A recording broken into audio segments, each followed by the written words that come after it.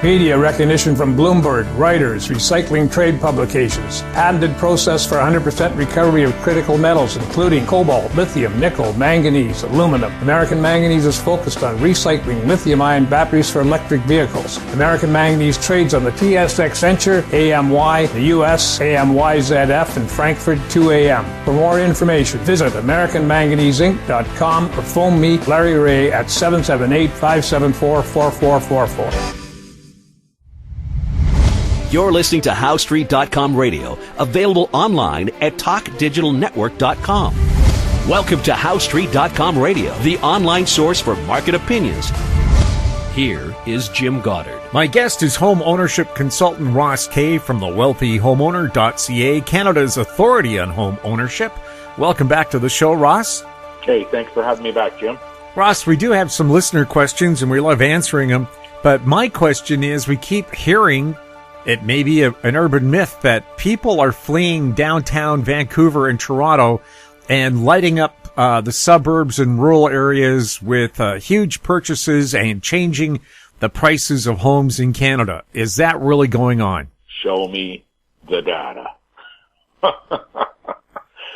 Oh, my word, Jim. Show me the data. Show me the data, Jim, for one place where you can prove that this is true. I'm saying this seriously. I'm sitting here understanding how ludicrous this comment is, and the fact that I'm reading it over and over and over again in the newspaper, from politicians, from CMHC, from economists. I'm reading it all over the place. And I'm sitting here with the data in front of me, Jim, and I couldn't prove it with the data. And I'm the one guy who has the data. I have more data than the Canadian Real Estate Association has, because some of the data that I have, the real estate boards won't give to the Canadian Real Estate Association. Okay, there's copyright. Your real estate boards don't want to share everything, especially your big boards, don't want to share everything with Korea, because that information is too valuable to the local real estate board in maintaining their memberships. You see, in Canada, Jim, you really don't need to have a British Columbia Real Estate Association, a Greater Vancouver Real Estate Association, a Fraser Valley Real Estate Board. You don't need to have a Ontario Real Estate Association, a Toronto Real Estate Board, an Oakville Real Estate Board, a Mississauga Real Estate Board, a Burlington Real Estate Board, all in the same trading area. You don't need that. You only need one national listing service. That's it. So all of these people, all these boards are worried about their jobs. The staff at the boards who don't have real estate licenses, these are the people that can say whatever they want, and the provincial regulators can't make a single complaint about them. That's why the realtors always say, well, the Toronto Real Estate Board said, or they'll use the stats from the Greater Vancouver Real Estate Board, because you can't charge board staff with issuing false, misleading, and deceptive advertising. So CREA doesn't get all this information. So, and even if they did get it, do you really think they're going to say anything that's against the same narrative that they have fueled in the economy for the last 40 years? Of course not. So I'm sitting here looking at the stats, Jim. I'm sitting here looking at the stats for the Greater Toronto Area. And then I'm looking at the data from the Greater Toronto Area. Now, that does not mean the Toronto Real Estate Board for the Greater Toronto Area. That means the 8 real estate boards that were active in the MLS home trading market in the Greater Toronto Area during the month of October. So I'm looking at that information. 8 different boards aggregated in. We throw out the multiple sales. We throw out the multiple counts. We make sure that each month is aligned with the other month, so that we make sure when we're talking about September, we're actually talking about September. When we're talking about October, we're actually talking about October. So when you take all of that data, okay, which is why we can't release stats in the second day. Look, folks, the MLS reporting rules in the Real Estate Board of Greater Vancouver, the Vancouver Real Estate Board, their own rules say that you can still report a sale up to 5 days after the end of the month. That means for the month of October, which ended on the Saturday was the 31st. The last Friday was the 30th. The Friday is a very important day. You're not even going to know when those sales are reported until how many houses were actually sold in October on the 30th or the 31st till the 5th or the 6th of November. Yet the real estate board releases their stats in the 2nd or the 3rd. Like, it's insane. As a real estate agent with a license, that's why you can never say, oh, these are the number of sales that I counted. Because the moment you say that, you're legally obligated to be prosecuted by the provincial regulator. Why do you think these sales go up by 20%, down by 40%? It's all myths, folks. Look, the only reason, okay, I'll word it to you this way. Imagine someone who is considering buying a tiny condo in Vancouver or Toronto. They have put the last 3 years of their lives into saving their money up so they could buy a tiny condo in Vancouver or Toronto. They're going to wake up because of COVID, and magically the realtor dust will fall on their heads, and they're going to move out into the suburbs so they can buy a townhouse. They're going to add up all the extra money that they're going to need to commute. Oh, no. But Ross, they're going to be permanently working at home. Are you insane, folks? Come on. That is not going to happen. Once this is over, things are going to go back to the way they were, except with job losses. Those job losses are going to be real. Everything that you hear about this work from home environment is not going to work unless you're a government worker. Where we're hearing about in the City of Toronto, 95% of the City of Toronto staff believes they're going to work from home. Well, guess what, folks? I'll bet you that's what happens. And their productivity is going to go down the drain. So they're going to have to hire more staff. That more staff means more taxpayer dollars. If you don't think the message is going to be steered to where those people want to have it to be steered, you're dreaming. This is what's happening right now with these stats. There is no proof of a mass exodus, enough of an exodus, moving out of Vancouver or Toronto into the suburbs as a result of COVID. Zero evidence. The purchase price of the group of people they're describing as no longer buying tiny condos cannot go out into the suburbs and buy a townhouse. Now, if you're just going to move out into the suburbs and buy a condo and now agree to commute, if you think that that's possible, okay, folks, go ahead. What I'm saying is this, Jim. When we hear politicians, economists, mainstream media reporting that there's a mass exodus into the suburbs, we're looking at the data and we're saying where. We see a small percentage of sales, notice the word I just used because I never use it. Percentage of sales have moved into the suburbs, moved to the outlying areas. The way the realtors are so deceptive, they use those sales to suggest the average price has increased in those neighborhoods when it's not.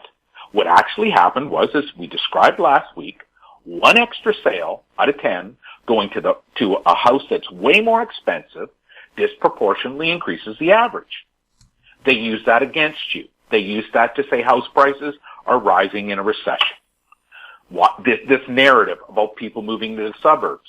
Well, after they had that surge in the local market, in the main markets of Vancouver and Toronto and Montreal and even Calgary, per se, after COVID lockdown was released, those big real estate boards jumped on the bandwagon and said sales are surging back in our city. Now that there's a few extra buyers, because let's face it, folks, if you are in an MLS board that only has 130 sales and there's an extra 13 sales, that's a 10% increase year over year. You just hit a record, and it's a world record for your city. This is all falsehood, deception, MLS magic math is what we call it. It's what was been known in the business as MLS magic math for decades. There's nothing wrong with MLS magic math when it is only keeping the price of a house equal to the actual house price inflation. So there is an actual house price inflation number for each municipality in Canada that is a true number. The good thing about the MLS system is that the MLS house price pyramid allows the housing stock to be elevated to that real inflation adjusted number. Now, it's house price inflation, it's not the CPI. But then you have these periods of time that we're in right now, where these comments are used against the public. They've been used against the public since 2013. We're now into the end of the 7th year that these false narratives have been used. If you can show me data anywhere in Canada, I'm saying data, not stats, data, where you can prove that an influx of homebuyers from a major CMA into the suburbs is causing everything that you're reading in the news headlines to appear, I'll give you a free membership. How's that? We'll have more with Ross Kay right after this. Avon Resources Limited is a gold exploration company with significant projects in British Columbia and the Yukon, trading on the TSX Venture Exchange, symbol ABN, and the OTCQB, symbol ABNAF. Surrounded by world-class gold deposits and mines, Avon's 23,000 hectares Forest Kerr Gold Project is located in the heart of the Golden Triangle in northwestern BC. For more information, visit us at avonresources.com. Engineer Gold Mines is focused on the exploration and development of the historic high-grade Engineer Gold Mine situated 32 kilometers southwest of Atlin, British Columbia. Engineer Gold Mines is fully permitted for surface and underground exploration with the drill program now underway. Engineer Gold Mines Limited trades on the TSX Venture Exchange, symbol EAU. For more information, please visit us at engineergoldmines.com. Welcome back. We're speaking with Ross Kay. Ross, a listener from Vancouver, asks, as a family can afford to own a home, but we're having a hard time saving up the down payment, what recommendations do you have for someone in our situation who wants to pile up that down payment? It's really simple, folks. I mean, as a generic answer, Jim, as a generic answer, a universal answer, it's very simple. As a specific answer, you should tailor a strategy that's going to work best for you. But as a generic answer, my answer is the same today as it was 30 years ago. It's the same answer that my parents told me when I wanted to start saving for my first house. And it's simple. Go out and borrow the down payment. That's right, folks. If you need $50,000 down because you want to buy $1 million house in $999,999 house in Vancouver with 5% down, you need $50,000 down. Go and borrow $50,000. Figure out how long it's going to take you to repay it under your current lifestyle. Now remember, you're moving into a house that's going to be $1 million. So you're telling me now, this listener said, we can afford to own a home. So my question is, what home can you afford to own? What home do you believe you can actually afford to own? How much of your income are you going to spend owning that home? And I'll tell you, your calculations are way undervalued because the actual cost of owning a home is far higher than what you think. It's also, in many ways, way less than what the banks tell you because we don't believe principal repayment is actually a cost of owning a home. We believe that is a forced savings. The best way that every Canadian family, the vast majority of Canadian families have lived their lives over the last 70 years. Instead of putting their money in the bank, they put it in their house. Their house keeps up with inflation, so they don't have to worry about the bank crashing. As long as their house goes up with inflation over the next 25 years, they're going to be happy. So how can you afford to own a home? If you need a $50,000 down payment, go to the bank and borrow $50,000. Now, you may take 2 years to repay that. You may take 4 years to repay that. You may take 7 years to repay that. But at least you know at the end of the term, you're going to have that down payment. So, technically speaking, 3 years from now, you could go to a builder. You could negotiate a deal on a condo or a house or a townhouse or a semi that's going to close 3 to 4 years from now, knowing full well that you're going to have the down payment. Why? Because it's no different than a car loan. I mean, there are people out there, Jim, right today who I'll use this example. Let me use this example because this is a real world example that is going on in thousands of households in Canada today. The new Xbox was released today, Jim. The new Xbox. Now, I'll tell your listeners, This is the first gaming system since the 1980s that I was not first in line in my city to buy. So yes, folks, I wasted a lot of time, enjoyably wasted, gaming as a gamer. So this is something I'm very familiar with. I know my kids right now are buying new Xboxes today because they had a dad who did it, so they became gamers at young ages. They're out there spending money. Okay? Nothing wrong with that, but in hindsight, you have to look at what it really costs you. The new Xbox system today is probably going to also mean that you're going to need a new TV. Because if you're a gamer buying a new Xbox or PS5, you're probably going to want a smaller monitor, which is probably going to cost you $400 because you're going to want the high hertz rate monitor on a 1440p. You're going to want that. So you're also going to want another controller because the controller that comes with it isn't acceptable. You're also going to want one or two games. I'm sure there's some new game that's out today that you're going to want, and you're going to want it because you want to see the performance of that new system. You're looking at a purchase price of somewhere around $1,200 to $1,500. A lot of people are going to spend right now. That's on one new Xbox. If you took that $1,500 and put it in a TFSA and kept your old Xbox for a couple of years, you would pick up a used new Xbox for $200, saved at $300, but your money would have been accumulating interest or a gain while it's in your TFSA. Let's say that you bought one of the bank stocks for the sake of the argument. You'd be getting dividends alone would be paying you 6-7% a year. Then let's take your iPhone. Okay, well, people commonly today want the latest iPhone. Well, that's a $1,200 item now. Every 2 years, you drop your iPhone. It breaks. Oh, gotta get a new one. You drop it in the toilet. Oops, you gotta get a new one. Drop it in the shower. Oops, you gotta get a new one. Or like me, when I had my first Galaxy Note, I was out coaching kids and I had it on the playground. And the very first day I had it, I dropped it and it landed screen first on the asphalt because I was coaching outside that day.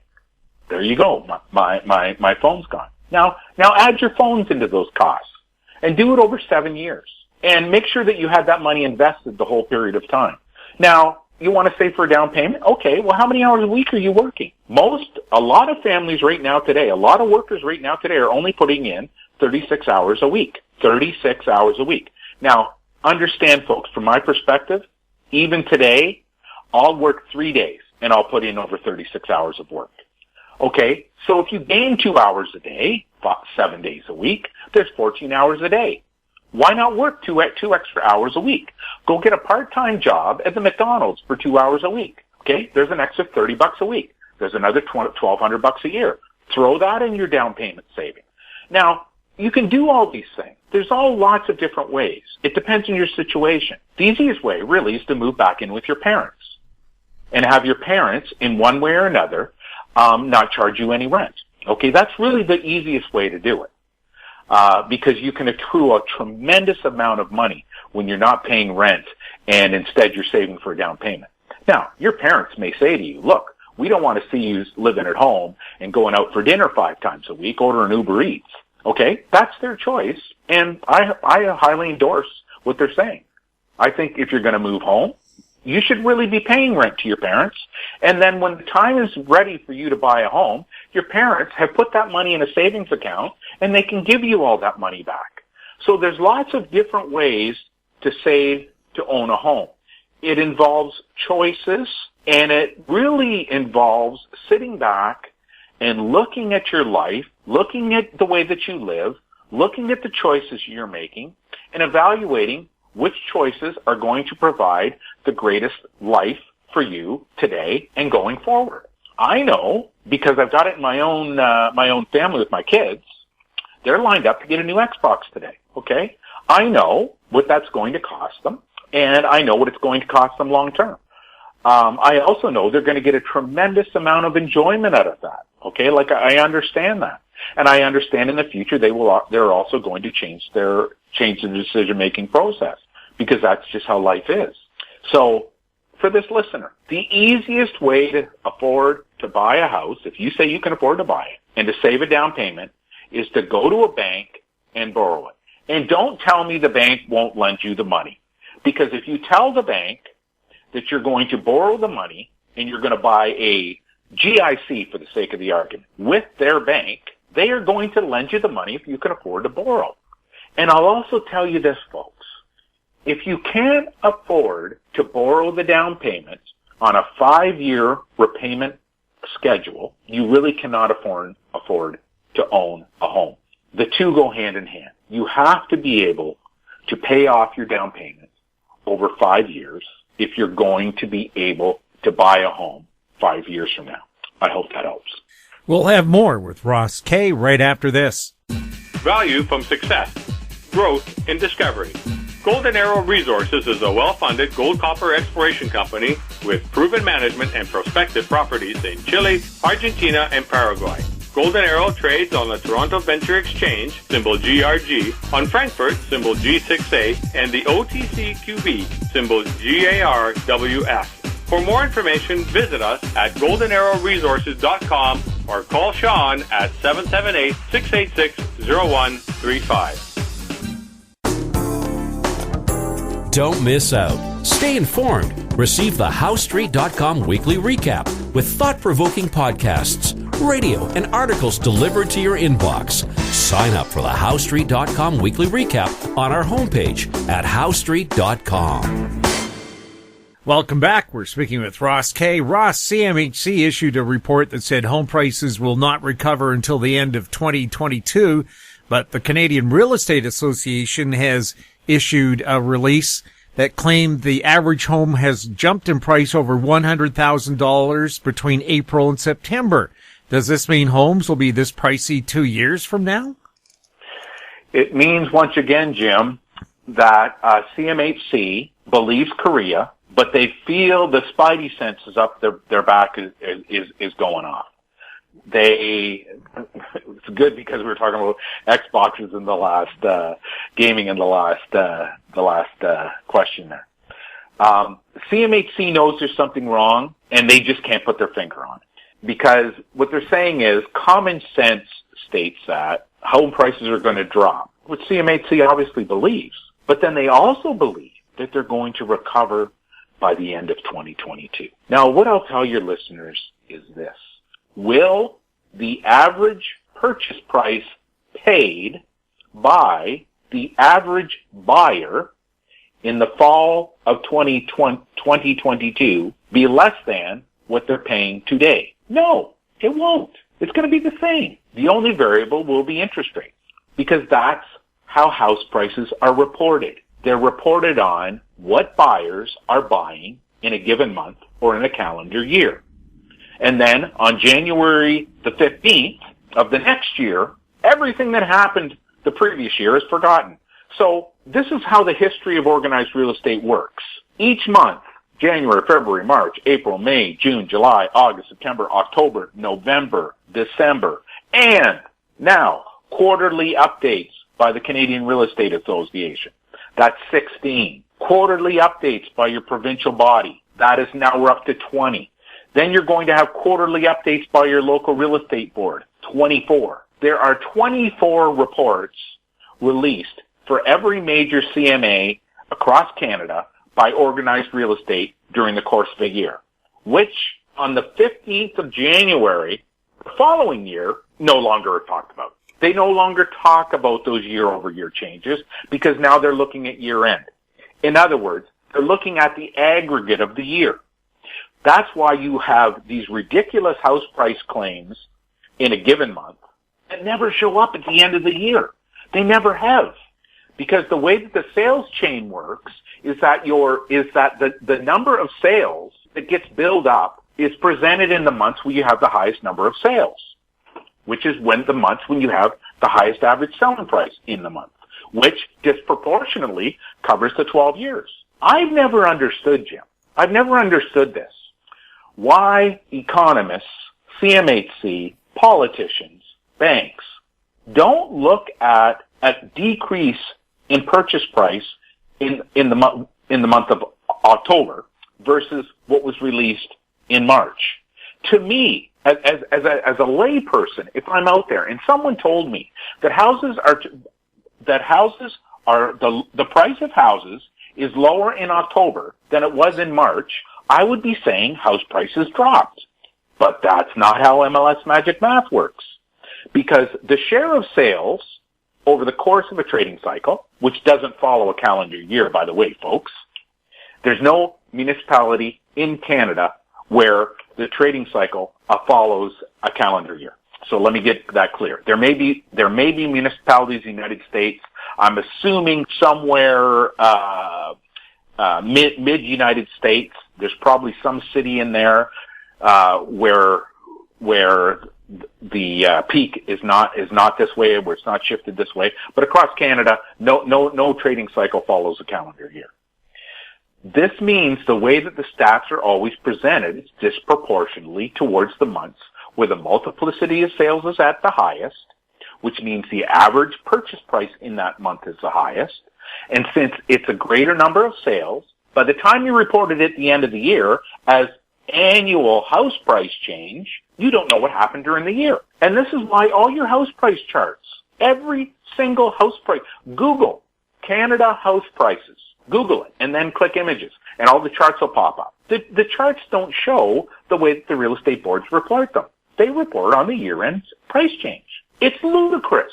If homes that were purchased in October were in a normal housing, non-lockdown year, were lower priced than the homes that were purchased in March, how come we don't hear house prices dropped from March to October?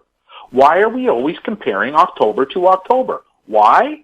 Because if you're lucky, the way that the trading cycle works, you may be reporting on the same share of sales in one month to another. But I can also tell you, folks, that from 1980 till today, there is not a single month where the trading cycle overlapped perfectly in a calendar in a month year over year, because the calendar doesn't fall in the same year. So where your Fridays align in the year change. Because where the Fridays align, it means the reporting rules of the MLS boards change. So unless you're making all these changes, you have no idea what I'm even talking about. You're going to be out there thinking, well, if it's house prices, what's he talking about? It's just house prices. No, it's not. It's the deception. It's how you're fooled. It's MLS magic math. It's how the MLS system is designed to work. The MLS system is designed to allow the average commission to be what the average house price goes up in the following year. In other words, if the average commission in 2020 was $50,000, just for the sake of the argument, the MLS house price pyramid is designed to have at the end of the year a house price change of $50,000 higher without the actual price of the homes changing during the year. That's how the system works.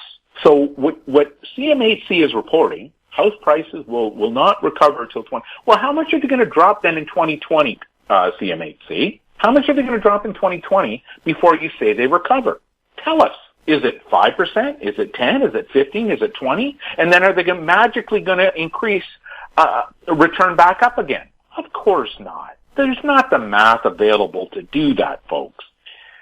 CRE has claimed the average house prices jumped. The average house price in April was $100,000 less than what it was in September. It's going to be $100,000 less than what it's going to be in October when they report that at the end of this month or the end of this week or early next week. But house prices haven't changed at all. It's a fraud. It's MLS magic math. It's how it works. Again, CMHC has no idea what I'm talking about. Okay? CMHC they actually believed that the MLS average price recorded the average resale house price until we told them otherwise. And now they've removed the word resale from those charts. Now you read MLS average price. If you go back in the archives, before we exposed this fraud, they said resale prices. Now, folks, if you go to your local MLS system, look at all the brand new homes that are on the MLS. Look at all the homes that are under construction on the MLS. Look at all the homes that are available via assignment on your MLS. If they were releasing resale prices, that would mean that none of that new inventory was included in the price. As a housing market slows down, the share of sales that goes to brand new inventory or houses under construction or houses not built but on paper increases. As that share of sale increases, it makes the declines in real house prices hidden, secret, more undiscoverable. Unless you are looking at housing markets at the granular level, you never see what's going on. It's why in the great housing recession of the 1990s, we went from 1990 till 2008 before real house prices broke even. Okay, so that's how it goes, folks. In 2008, we know we hit another recession. So prices went down, they came back up, and then they went back forward again, which is when the next housing bubble started to grow too big. CMHC doesn't have access to this information. CMHC right now is spending $500 million on contests and programs to try to discover what my firm has available to us at our fingertips. So what I can tell CMHC is, you don't have to spend $500 million to get the information that you're looking for. What you have to be able to do is understand where that information is today and how to get it. And then you can hire 2 or 3 staff members at $50,000 a year, $150,000 a year to get this information. Okay? And then if you knew how to read it the way that we do, you would simply have this information that they collect for you and put it into your spreadsheets. But CMHC is spending $500 million, Jim, $500 million to attempt to do what my firm is already doing. They're going out there trying to find the needle in the haystack. They're trying to find the magical elixir because they can't figure out how housing markets work. They're willing to spend $500 million doing what we do already each day. We know, Jim, this is how granular our data is. This is how great. And if CMHC knew what we knew, they would have access to this exact same thing I'm going to tell you right now. We know to the exact number how many new homes will be closed upon in the next 30 days. We know to the exact single number across Canada or any municipality or any city how many brand new homes will see a brand new family move into it in the next 30 days. CMHC doesn't have access to that information. CMHC doesn't know where we get it. CMHC is going to spend $500 million if someone will tell them where we get our information. They still haven't called me and asked. Evan Siddell still has us blocked on Twitter because we exposed his false, fraudulent statement that his mom made a 16% compound annual growth rate on the family home for 30 years. Ross, we also have another question from a listener. It's John from Toronto who asks, local realtors in the Greater Toronto area are claiming the housing market was setting a record in October, but we see many homes in our neighborhood dropping in price on Realtor.ca. How can both be happening at the same time? It's really simple, folks, because what the realtors are claiming in their housing market stats is a sales message for their members to earn commission. This listener, you say his name is John? John? Yeah. John is seeing in real time at the neighborhood, the granular level, because obviously for whatever reason, he's on Realtor.ca probably every single day or 2 or 3 times a day checking house prices in his neighborhood. And he sees a house one day that's listed for $800,000 and he sees it the next day at $789,000. A week later, he sees it $779,000. And a week later, he sees it at $759,000. Maybe after 5 weeks, it's on the market at $749,000, and it's magically sold.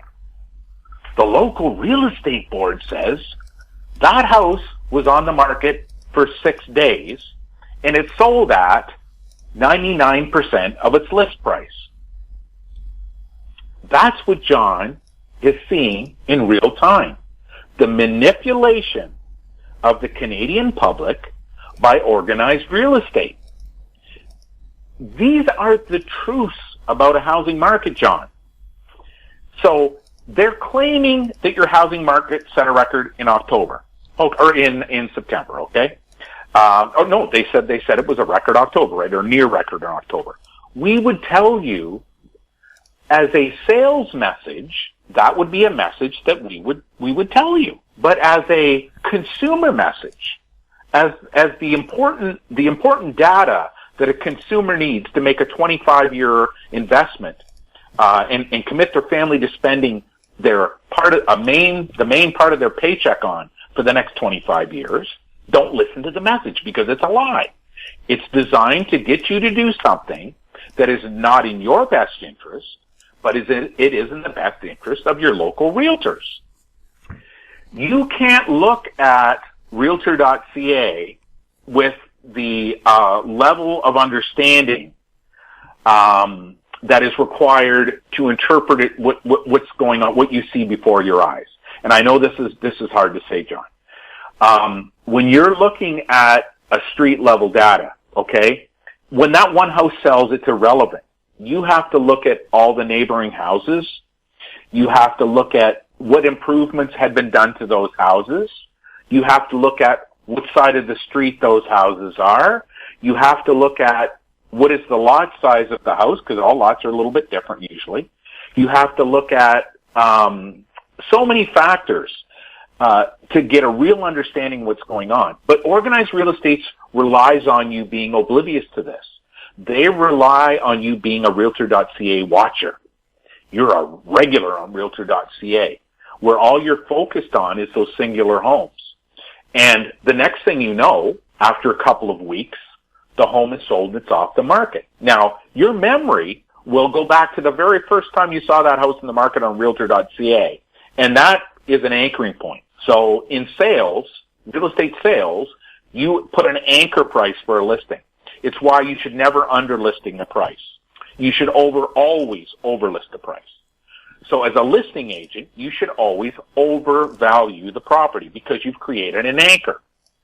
So then a couple weeks later, after a couple price reductions, during offer negotiations, the sellers say, oh, we were already down $30,000 off our original asking price, and you want another $20,000. That means we're really taking $50,000 off. That's the conversation that goes on in real estate negotiations every single day, thousands of times in Canada.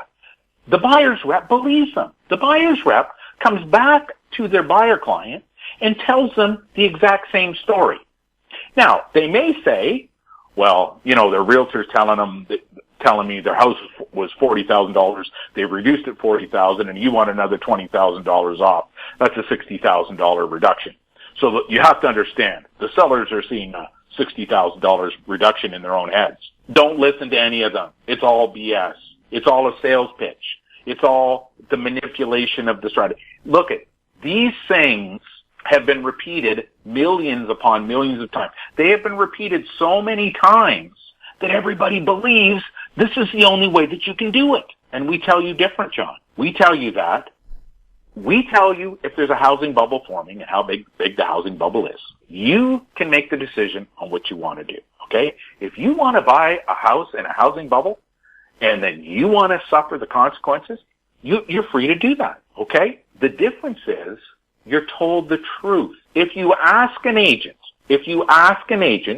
you're going to be sold something. If you ask an advisor, you're going to be told the truth and you can make a decision on your own. Your choice is to ask an agent who's going to try to sell you the same old Kool-Aid that's been sold to Canadians for the last 70 years, or you're going to ask an agent who will give you all the details and let you make up your mind for yourself. I don't know who you are, John. Maybe you want to be sold a story by a realtor to buy a house. Maybe you want to just be told the truth and you're intelligent enough to make up your own decision. What I'll tell you is I have never found, even including all the years that I sold real estate, that all the consumer ever wanted to be told was the truth. They just wanted the truth. They were intelligent enough to make their own decision, which they may have thought was wrong, but they still made it anyways, okay? They still made up their own mind, but they never came back to you later because you sold them a bill of goods that wasn't true. Tell them the truth. This house is $150,000 overpriced. Let them make up their decision. That's what you need to hear, John. You don't need to be hearing marketing claims from organized real estate. And respectfully, if you look on realtor.ca, you're just going to get it reinforced. The entire infrastructure, the message of the entire infrastructure, which is designed to get local real estate agents commission earnings. Ross, thank you so much for being on the show. Hey, thanks for having me on, Jim. My guest has been Ross Cave from thewealthyhomeowner.ca. If you have any questions for Ross or for any of our other guests, you can send them to info@housestreet.com. Our YouTube channel is Talk Digital Network. Find us on Twitter @HouseStreet. We're also on Facebook. We also salute our veterans in Canada and the U.S. who will be celebrating Remembrance Day and Veterans Day on the 11th. I'm Jim Goddard. Thank you for listening. Comments made on HouseStreet.com radio are an expression of opinion only and should not be construed in any matter whatsoever as recommendations to buy or sell any financial instrument at any time. Available online at TalkDigitalNetwork.com. HouseStreet.com radio is a production of House Street Media Incorporated.